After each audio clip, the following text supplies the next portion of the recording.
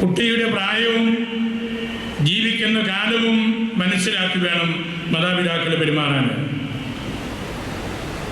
ലഹരി മാഫിയ ചുറ്റുമുണ്ട് എന്ന ചിന്ത നമ്മുടെ മനസ്സിൽ വേണം. വഴികാട്ടികളായി നമ്മുടെ അധ്യാപകർ മാറണം, മതാധ്യാപകർ മാറണം, മുതിർന്ന മാതാപിതാക്കൾ മാറണം. ചൂരൽവടി സ്കൂളുകളിൽ നിന്ന് നഷ്ടപ്പെട്ടത് ഇത്തരം അടിഞ്ഞാട്ടത്തിന് ഒരു കാരണമാകാം. കോടതി പോലും ഇപ്പോൾ അതേക്കുറിച്ച് ദുഃഖിക്കുന്നുണ്ട്. ചൂരൽവടി തിരിച്ചു വരേണ്ടതാണ് എന്നുള്ളൊരു ചിന്ത അവരുടെ എല്ലാം മനസ്സിൽ കയറി കൂടിയിട്ടുണ്ട്. നിയമപാലകര് ഗൗരവതരമായിട്ട് അവരുടെ ശുശ്രൂഷ നടത്തേണ്ടതുണ്ട്. വൻ മാഫിയ സംഘങ്ങളെ തിരിച്ചറിയാനും പിടികൂടാനും ശിക്ഷിക്കാനും സാധിക്കാത്ത ഒരു രീതിയിലേക്ക് നമ്മളുടെ ഭരണ സംവിധാനം മാറുകയാണ്. ലഹരിക്കെതിരെ പോരാടാനുള്ള ആഹ്വാനവുമായി പാലാ രൂപത KCBC മദ്യലഹരി വിരുദ്ധ സമിതിയുടെ മഹാസമ്മേളനം നടത്തപ്പെട്ടു.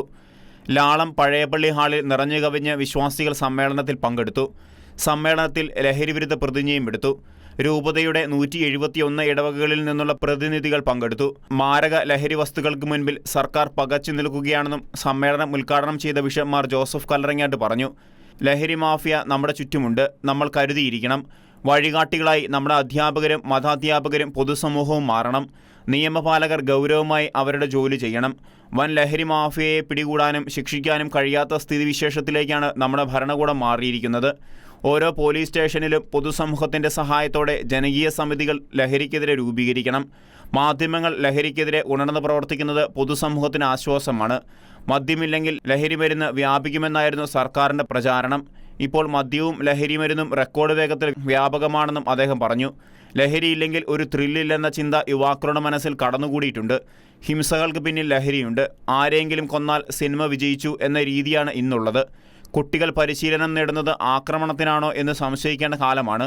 മാതാപിതാക്കന്മാരും അധ്യാപകരും സർക്കാരും ലഹരി വ്യാപനത്തെ ഒന്നിച്ചെതിർക്കണമെന്നും മാർ കല്ലറങ്ങാട്ട് പറഞ്ഞു. അതേസമയം ഒന്നിച്ചു നിന്നാൽ രാഷ്ട്രീയ പാർട്ടികൾ നമ്മെ തേടി വരുമെന്ന് അഭിമന്യ പിതാവ് കൂട്ടിച്ചേർത്തു. ഒറ്റസ്വരത്തിൽ സമുദായത്തിൻ്റെ ആവശ്യം ഉന്നയിക്കാൻ സാധിക്കണമെന്നും അതാണ് ആവശ്യമെന്നും അദ്ദേഹം പറഞ്ഞു. ചില സംസ്ഥാനങ്ങളിൽ ക്രൈസ്തവർക്ക് നേരെ നടക്കുന്ന ആക്രമണം ആശങ്ക വർദ്ധിപ്പിക്കുന്നതാണ്. ന്യൂനപക്ഷങ്ങൾക്ക് ഭരണഘടന നൽകുന്ന അവകാശങ്ങൾ സംരക്ഷിക്കപ്പെടണം. വലിയ തിന്മകൾ വർദ്ധിച്ചു വരുന്ന ഇക്കാലത്ത് നമുക്ക് നിശബ്ദത പാലിക്കാൻ കഴിയില്ലെന്നും മാർ ജോസഫ് കല്ലറങ്ങാട്ട് പറഞ്ഞു. പല ജനപ്രതിനിധികളുടെയും അറിവും അറിവില്ലായ്മയും വിലയും വിലയില്ലായ്മയും വെളിപ്പെടുന്നതായി വഖഫ് ബിൽ അവതരണം CBCയും KCBCയും കേരളത്തിലെ MPമാർക്ക് കത്ത് നൽകിയിരുന്നു. എന്നാൽ ക്രൈസ്തവ സമുദായത്തിൻ്റെ കാര്യം വരുമ്പോൾ കഴിവില്ലാത്തവരെ പോലെ പലരും നിൽക്കുകയാണ്. വഖഫ് മതവിഷയമല്ല, ദേശീയവും സാമൂഹിക പ്രാധാന്യമുള്ളതുമായ വിഷയമാണ്. ജനാധിപത്യത്തിനും രാജ്യനിയമത്തിനും വിരുദ്ധമായത് തിരുത്തണമെന്നും അഭിമന്യ പിതാവ് കൂട്ടിച്ചേർത്തു. ഷിക്കീന ന്യൂസ്, കോട്ടയം.